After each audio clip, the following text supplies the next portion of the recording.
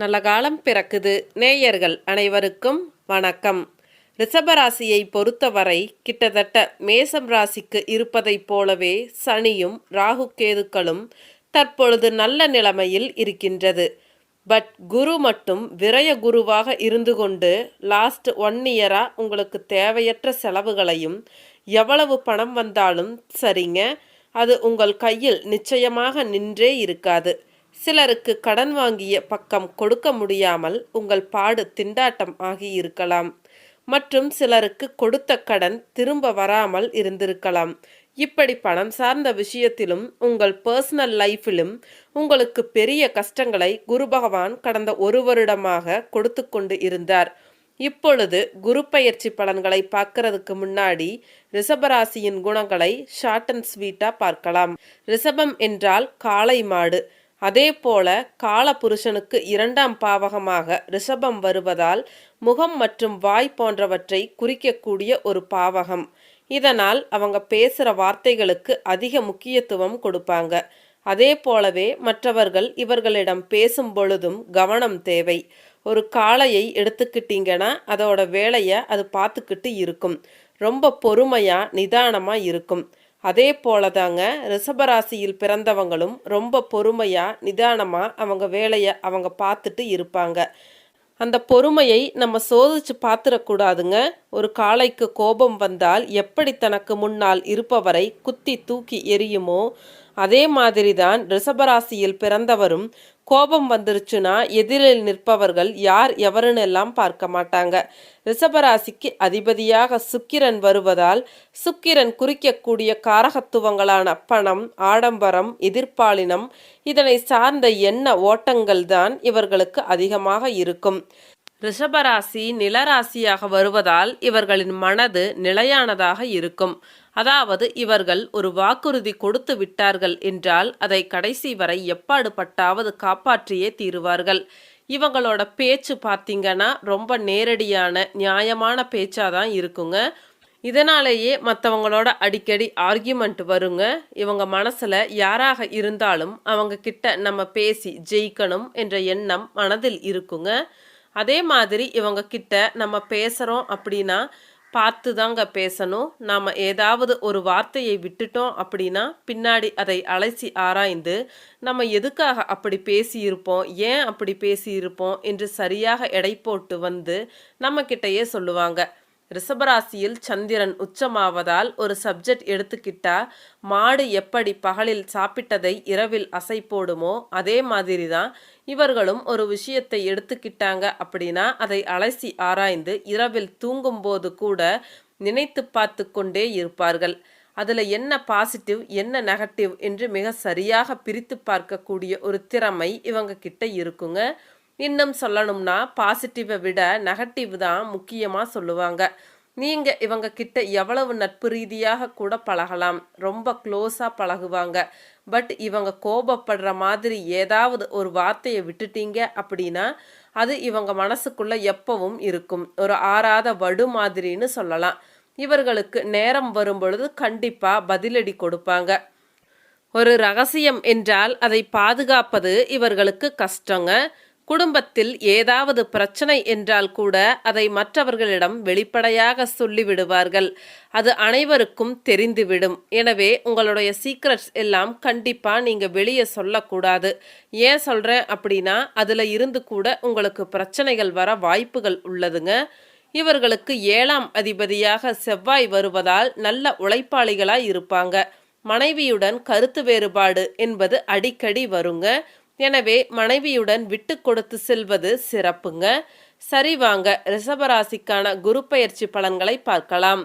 ரிஷபராசியை பொறுத்தவரை விரய குருவாக இருந்து தற்பொழுது ஜென்ம குருவாக வருகின்ற குரு பயிற்சியின் மூலம் மாற இருக்கின்றார். அதாவது வருகின்ற மே மாதம் 1ஆம் தேதி குரு பயிற்சியானது நடக்க இருக்கின்றது. ஜென்ம குருவானது ரொம்ப சூப்பராக இருக்குமான்னு கேட்டால் இல்லைன்னு தான் சொல்லுவேன். பட் குரு பகவான் இருக்கும் இடத்திற்கு நன்மைகளை தரமாட்டாரே தவிர அவர் பார்க்கும் இடங்களுக்கு நன்மைகளை வாரி வழங்குவார் என்பது விதி. அந்த வகையில் பார்க்கும் பொழுது குரு பகவான் உங்கள் ராசியில் இருந்து கொண்டு உங்களுடைய 5ஆம் பாவகம், உங்களுடைய 7ஆம் பாவகம், உங்களுடைய 9ஆம் பாவகம், இந்த 3 பாவகத்தையும் பார்த்து அந்த பாவங்களை சுபத்துவப்படுத்துவார் என்பதால் ரிஷபராசிக்காரர்களுக்கு நிச்சயம் இந்த குரு பெயர்ச்சி நன்மைகளைத்தான் தரும். ஏனென்றால் வருட கிரகங்கள் என்று சொல்லக்கூடிய ராகு கேது சனி ஆகிய 2 கிரகங்களுக்கும் தற்பொழுது ரிஷபராசிக்கு நன்மைகளை தரும் அமைப்பில் இருக்கின்றது. அதோடு சேர்த்து இப்பொழுது குருவும் நன்மைகளை தரும் அமைப்பில் அமைந்துள்ளதால் ஜென்ம குருவாக இருந்தாலும் உங்களுக்கு மன ரீதியான சில தொந்தரவுகளை அப்பொழுது கொடுத்தாலும் கூட உங்களுடைய வாழ்க்கை பயணத்தில் பல முன்னேற்றங்களை வாரி வழங்குவார் என்பது மறுக்க முடியாத உண்மை. முக்கியமாக இந்த குரு பெயர்ச்சிக்கு பிறகு இதுவரை சொந்த வீடு இல்லாதவர்களுக்கு சொந்த வீடு கட்டுதல் அல்லது கட்டிய வீடு வாங்குதல் போன்ற பலன்களும், பெருநகரங்களில் சிலருக்கு பிளாட் வாங்குதல் போன்ற பலன்களும் இந்த குரு பெயர்ச்சியினால் நடக்கும். இதுவரை திருமணம் ஆகாமல் தாமதித்து கொண்டிருக்கும் இளம் பருவத்தினருக்கு நல்ல விதமாக திருமணம் நடைபெறும். ஏற்கனவே முதல் திருமணம் கசந்து முறிவிற்குள்ளானவர்களுக்கும் 2ஆம் திருமணம் நினைத்தபடியே நடந்தேறும். அது நிலையாகவும் இருக்கும். இதுவரை கடன் தொல்லையில் அவதிப்பட்டு கொண்டிருப்பவர்களுக்கு விடிவு காலம் பிறக்கும். கடனை அடைப்பதற்கான வழிகளும் தெரியும். கடன் தீர்ந்தே ஆக வேண்டும் என்பதால் வருமானமும் கூடும். இதுவரை உங்களை விரோதியாக நினைத்தவர்கள் மனம் மாறி நட்பு பாராட்டுவார்கள். இதனால் இதுவரை ரிஷபராசிக்காரர்களுக்கு இருந்து வந்த கடன் தொல்லைகளும் பண பிரச்சனைகளும் தீரும். குறிப்பிட்ட சிலருக்கு வேண்டாத நபர்களாலும் பொறாமை கொண்டவர்களாலும் இருந்து வந்த சங்கடங்களும் உடல்நலக் குறைவுகளும் நீங்கும். பொது விஷயங்களிலும் குடும்பத்திலும் அலுவலகத்திலும் உங்களை பிடிக்காதவர்களின் கை தாழ்ந்து உங்களின் கை ஓங்கும். குடும்பத்தில் உங்களை புரிந்து கொள்ளாமல் உங்கள் மேல் கோபம் கொண்டு இருந்தவர்கள் தங்கள் தவறை உணர்ந்து இனிமேல் நீங்கள் சொல்வதை கேட்பார்கள். குரு பூர்வ புண்ணிய ஸ்தானத்தை பார்ப்பதால் இதுவரை உங்களுக்கு தடங்களாகி வந்த அனைத்து காரியங்களிலும் வெற்றி உண்டாகும்.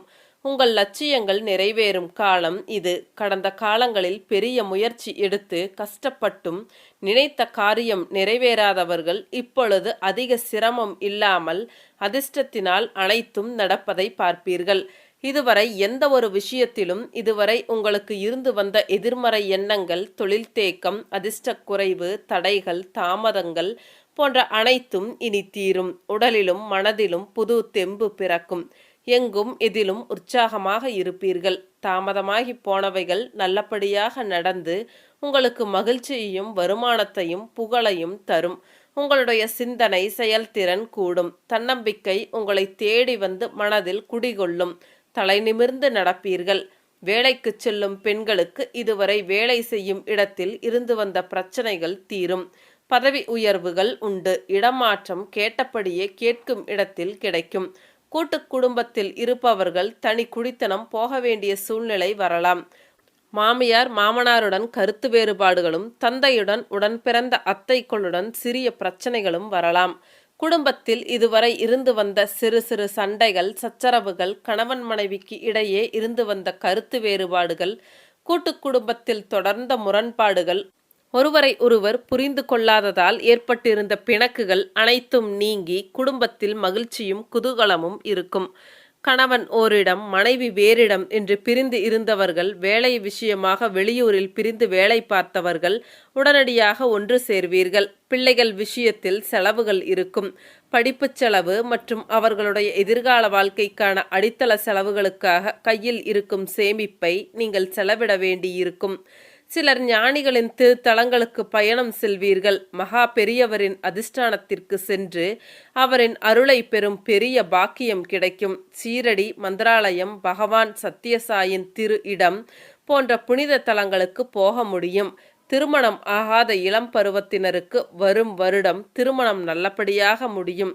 ஒரு சிலர் புதிதாக காதலிக்க ஆரம்பித்து தங்களுடைய வாழ்க்கை துணையை அடையாளம் காண்பீர்கள்.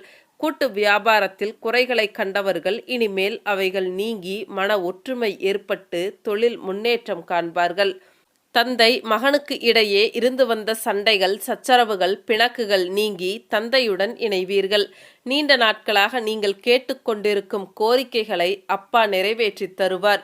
நீங்களே ஒரு நல்ல தகப்பனாக உங்கள் குழந்தைகளுக்கு கேட்பதை செய்து தர முடியும். அரசு, தனியார் துறை ஊழியர்களுக்கு இதர வருமானங்கள் சிறப்பாக சொல்லிக் கொள்ளும்படி இருக்கும். தொழிலாளர்களுக்கு வேலைப்பளு குறைந்து சம்பள உயர்வு, பதவி உயர்வு போன்றவைகள் கிடைக்கும். தொழிற்சங்கங்களில் பதவியில் இருப்பவர்கள் பாராட்டுகளை பெறுவீர்கள். மாணவர்களுக்கு பள்ளி கல்லூரிகளில் இனிய சம்பவங்கள் நிகழும். படிப்பது மனதில் பதியும். தேர்வுகளை நன்றாக எழுத முடியும். சொந்த தொழில் செய்பவர்கள், வியாபாரிகள், இயக்கும் வேலையில் உள்ளவர்கள் போன்ற துறையினர் தங்களது தொழிலை விரிவாக்கம் செய்வதற்கோ புதிய கிளைகள் ஆரம்பிப்பதற்கோ இது மிகவும் நல்ல நேரம். சுய தொழில், வியாபாரம் போன்றவைகளில் இதுவரை இருந்து வந்த மந்த நிலை விலகி அனைத்தும் இனிமேல் சுறுசுறுப்பாக நடக்கும். தொழிலதிபர்களுக்கு இதுவரை இருந்து வந்த முட்டுக்கட்டைகள் விலகும். அரசாங்க ஆதரவுகள் உண்டு. இடைத்தரகர்களை நீக்கி நேரடியாக அமைச்சர்களையோ அதிகாரிகளையோ பார்த்து காரியங்களை வெற்றியாக்க முடியும். எந்த ஒரு காரியத்திலும் எடுக்கும் முயற்சிகள் இப்பொழுது பலிதமாகும். தொழிலை விரிவுபடுத்தலாம். புதிய சோதனை முயற்சிகளை இப்பொழுது செய்யலாம். பொதுவாக ரிஷபராசிக்கு இது எதிர்கால முன்னேற்றத்திற்கு அடித்தளம் போடும் காலகட்டமாக அமையும். இந்த குரு பெயர்ச்சியில் நன்மைகள் தரும் நல்ல மாற்றங்கள் உங்களுக்கு உண்டு. எதற்கும் கவலைப்பட வேண்டாம். நன்றி. மீண்டும் அடுத்த ஒரு பதிவில் சந்திக்கலாம்.